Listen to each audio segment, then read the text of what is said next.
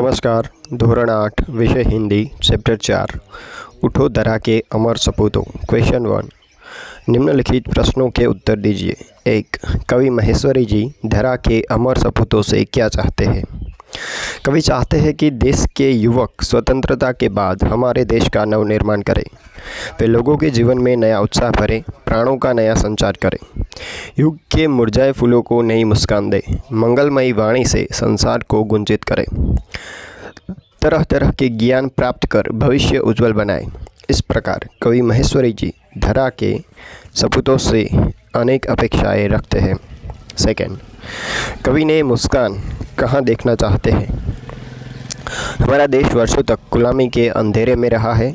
विदेशी शासकों ने अत्याचार करे, तरह तरह के अन्याय सहते सहते अपना स्वाभिमान खो बैठे, जिससे दिल में उदासी छा गई। कवि ऐसे मुर्दा दिलों में फिर से नए जीवन का संचार हो। इस प्रकार कवि लोगों के मुरझाए हुए हृदय सूचनों पर नई मुस्कान देखना चाहते हैं। 3.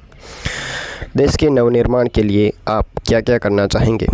देश के लिए अपने मोहल्ले में एक मित्र मंडल की स्थापना करूंगा, जिसके माध्यम से साक्षरता का प्रसार किया जाएगा। निर्धन परिवारों के विद्यार्थियों को पाठ्यपुस्तकें दी जाएगी। हम अपने मोहल्ले में एक वाचनालय खोलेंगे, यहाँ बैठकर लोग अखबार पढ़ सकेंगे। मंडल की तरफ से वृक्षारोपण किया जाएगा और समय समय पर आरोग्य शिविर लगाए जाएंगे। इस कविता में कौन कौन सी बातें हैं जिन्हें तुम अपने जीवन में उतारना चाहोगे? निम्नलिखित बातें मैं अपने जीवन में उतारना चाहूँगा। मैं अपने देश को चाहूँगा। मैं सारे देशवासियों को अपना मानूंगा। अपने लिए नहीं बल्कि देश के लिए जीऊँगा। मैं मन लगाकर पढ़ूंगा और अपने ज्ञान का देश की सेवा में उपयोग करूंगा। मैं ऐसे काम करके देश का गौरव बढ़ाऊंगा। मैं देश की रक्षा के लिए कभी पीछे नहीं हटूंगा। क्वेश्चन 2, दिए गए काव्य को पढ़कर प्रश्नों के उत्तर दीजिए।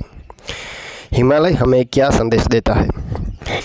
हिमालय हमें अपने निश्चित मार्ग पर अड़ग रहे। यदि हम अपने प्राण अपने पथ पर टिके रहेंगे तो हमारी सभी इच्छाएं पूरी हो जाएंगी, यहाँ तक कि हम असंभव को भी संभव कर सकेंगे। 2. मुसीबत आने पर हमें क्या करना चाहिए? मुसीबत आने पर हमें भयभीत नहीं होना चाहिए, उससे घबराकर प्राण और पथ नहीं छोड़ना चाहिए। 3.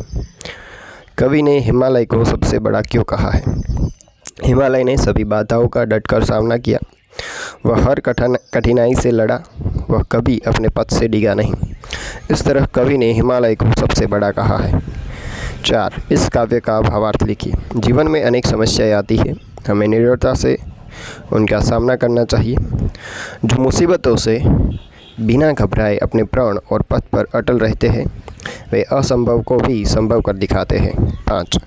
इस काव्य को योग्य शीर्षक दीजिए। हिमालय का संदेश। क्वेश्चन 3, चित्र के आधार पर कविता लिखिए जिसमें निम्नलिखित शब्दों का उपयोग हो। फूल, तितली, बादल, वृक्ष, बारिश।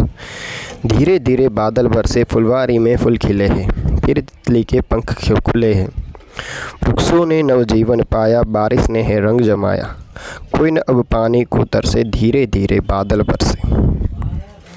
अपूर्ण काव्य को पूर्ण कीजिए। माँ खादी करता जाऊंगा। माँ खादी की चद्दर दे दो, मैं गांधी बन जाऊंगा।